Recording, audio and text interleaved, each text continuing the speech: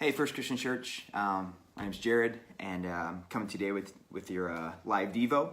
We are in week 2 of the bookmark, and it's Thursday, so this is actually a passage this week that is not from Nehemiah. We've been going through Nehemiah chapter 2 all week, but this week we're looking at Matthew 9:36 through 38. Real quickly, I'll read it to you. You're coming from the context of Jesus is going from town to town, preaching, teaching, and healing people. And today's passage says this: when Jesus saw the crowds, he had compassion on them because they were harassed and helpless, like sheep without a shepherd. Then he said to his disciples, "The harvest is plentiful, but the workers are few.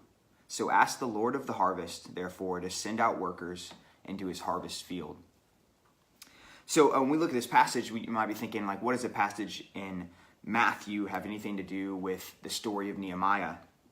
And I think something that's kind of interesting is, though this was written so long after Nehemiah's story and so long after the context that we've been in for the last few weeks, really Jesus is even struggling to understand the same thing that Nehemiah is, and there is a lot of work to do. The first question on the bookmark says, what does it say? And from today's passage, make different observations about what the author is writing. So this is Matthew writing a story of Jesus, and really what it says is that there is no shortage of God's work to do.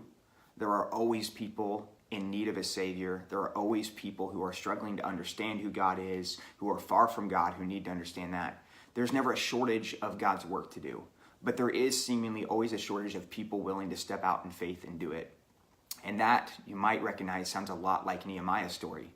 The walls of Israel, of Jerusalem, are down, their barriers are down, their people are being harassed, and Nehemiah recognizes there is a lot of work to do here, and I might have to be the one to go and do it.